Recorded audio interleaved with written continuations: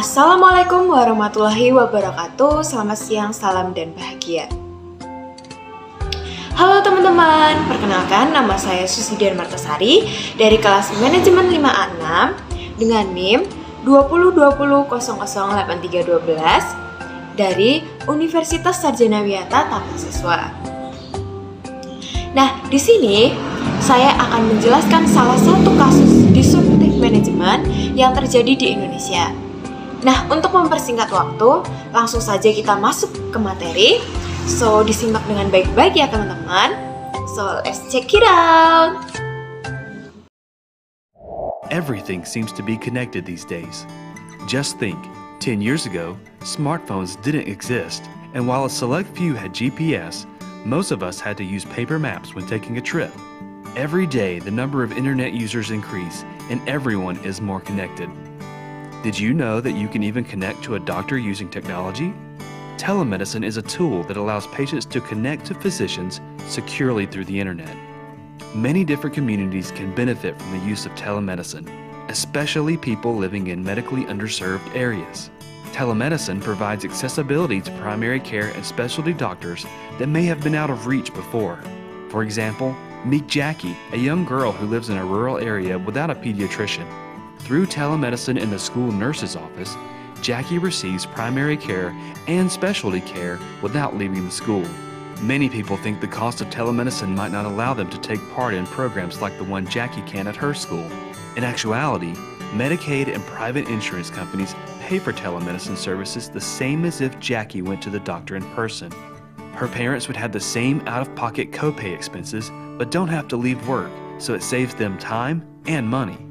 Plus, Jackie is getting great medical care.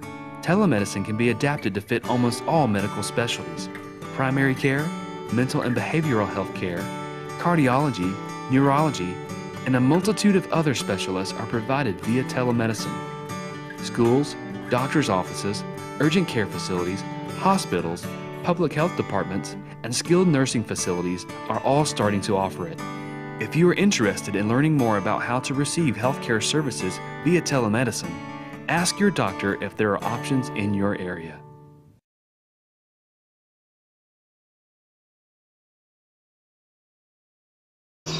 Nah, di sini saya akan menjelaskan salah satu kasus perubahan disruptif yang terjadi khususnya di Indonesia. Nah, perubahan disruptif itu tentunya terjadi dalam berbagai bidang, dan itu tentunya terjadi di berbagai belahan dunia, termasuk di Indonesia. Nah, salah satu perubahan disruptif yang terjadi di Indonesia ada di bidang kesehatan, yaitu perubahan disruptif dari konsultasi dokter secara offline menjadi telemedicine. Nah, sebelumnya, apa sih telemedicine itu? Telemedicine atau telemedis adalah salah satu dampak dari tuntutan kebutuhan kemajuan teknologi yang memungkinkan pasien untuk melakukan konsultasi secara online atau dalam jaringan dengan dokter tanpa harus bertemu langsung atau face to face, seperti itu. Nah, pada dasarnya itu telemedicine itu merupakan proses layanan kesehatan yang lebih efisien dan efektif yang dapat membantu khususnya pada era pandemi COVID yang terjadi di Indonesia. Lalu, bagaimana sih perkembangan telemedicine di Indonesia? Nah, pada tahun 2017, Kementerian Kesehatan itu mulai merilis telemedicine di Indonesia dengan nama Temenin. Nah, fitur-fitur yang ditawarkan berupa teleradiologi, telekonsultasi, dan yang lain-lain, dan bermitra dengan sekitar 200 rumah sakit dan puskesmas di Indonesia. Hal ini tentunya menunjukkan bagaimana pemerintah sangat aware dan memperhatikan potensi dari adanya perkembangan kesehatan di Indonesia dan perkembangan teknologi yang terjadi di Indonesia. Lalu pada tahun 2020, saat kita memasuki era pandemi COVID-19, tentunya sangat kesulitan dalam mengakses layanan kesehatan karena adanya larangan untuk datang langsung ke rumah sakit karena mengingat tingginya kasus yang terjadi di Indonesia. Hal ini juga mengingat betapa beresikonya penyebaran virus tersebut. Nah, dengan adanya hal-hal tersebut, tentunya telemedicine ini mulai populer dan digunakan oleh banyak kalangan karena sebagai opsi alternatif sebagai perawatan dan konsultasi kepada dokter secara jarak jauh. Lalu apa sih kelebihan dan dampak positif dari adanya telemedicine ini?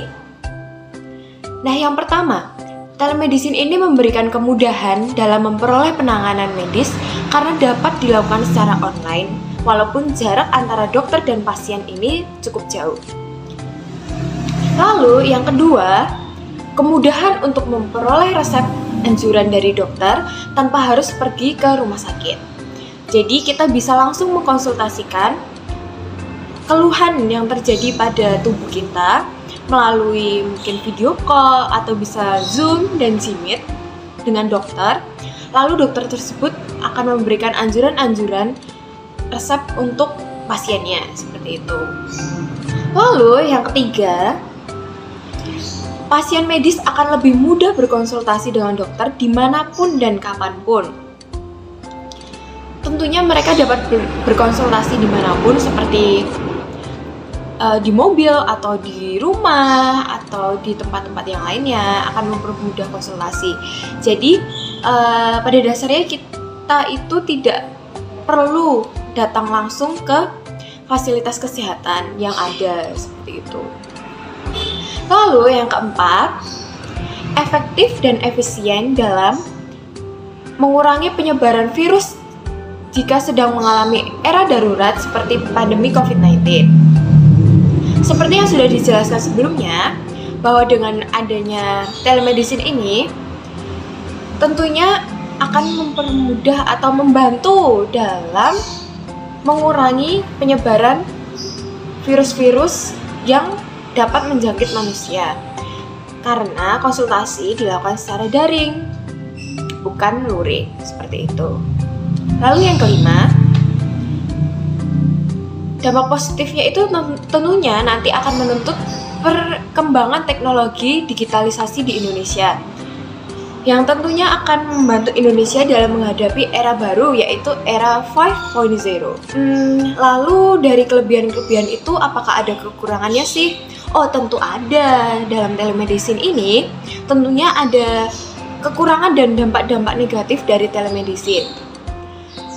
Dampak yang pertama atau kekurangan yang pertama, hasil diagnosa mungkin saja kurang akurat dan kemungkinan kurang maksimalnya pemberian obat. Nah, kenapa seperti ini? Karena pada dasarnya itu dokter pastinya memerlukan untuk mendiagnosis pasien itu secara langsung agar mengetahui keadaannya secara real. Namun dalam telemedicine ini tentunya mereka hanya bisa berkomunikasi via online seperti bertelepon, video call, Jimit atau Zoom. Nah, ini tentunya kurang maksimal karena tidak adanya kontak langsung antara pasien dan dokter. Nah, mungkin telemedicine ini dapat membantu, tapi dalam keadaan-keadaan umum, apabila dalam keadaan-keadaan darurat yang memerlukan penanganan langsung, tentunya telemedicine ini bukanlah solusi yang tepat, seperti itu. Lalu yang kedua, daerah terpencil akan sulit terjangkau. Nah, kenapa seperti itu? Secara luas kan tentunya akan menuntut perkembangan teknologi, infrastruktur digital di daerah-daerah terpencil di Indonesia. Namun mengingat digital atau infrastruktur digital di Indonesia itu belum cukup berkembang dengan baik. Tentunya adanya perbedaan perkembangan teknologi antara di desa-desa dan di kota itu tentunya berbeda. Di desa itu mungkin ada beberapa desa di Indonesia yang belum memiliki akses internet yang cukup baik untuk melakukan telemedicine ini. Jadi sebaiknya mungkin Indonesia itu harus mengembangkan jaringan-jaringan atau digitalisasi di Indonesia secara merata sehingga telemedicine ini mungkin bisa membantu pemerataan penanganan kesehatan secara telemedicine. seperti itu. Lalu yang ketiga, masyarakat itu belum mengenal telemedicine dengan baik sehingga menganggap telemedicine kurang terpercaya.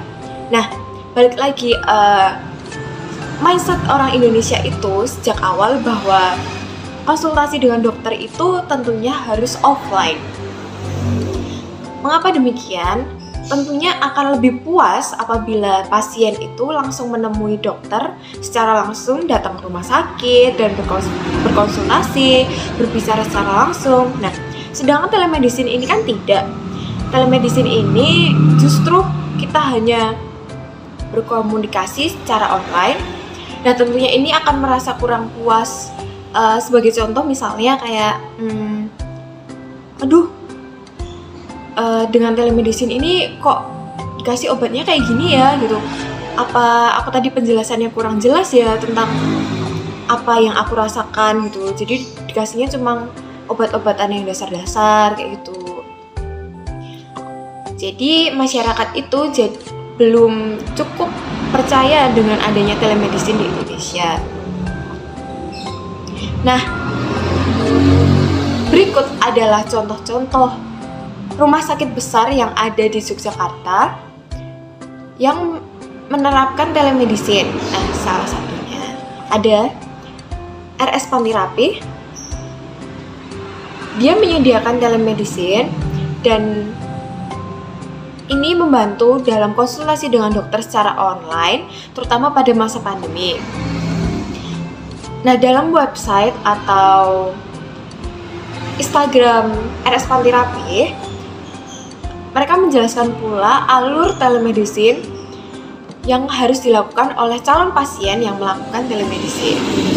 Untuk contoh lain rumah sakit yang menyediakan telemedicine adalah RS Pondok Indah dan RS Bina Bakti Husada. So, sekian materi yang dapat saya sampaikan.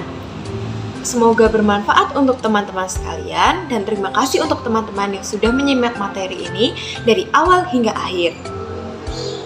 Nah, kurang lebihnya mohon maaf dari saya. Wassalamualaikum warahmatullahi wabarakatuh. Salam dan bahagia. Bye-bye teman-teman.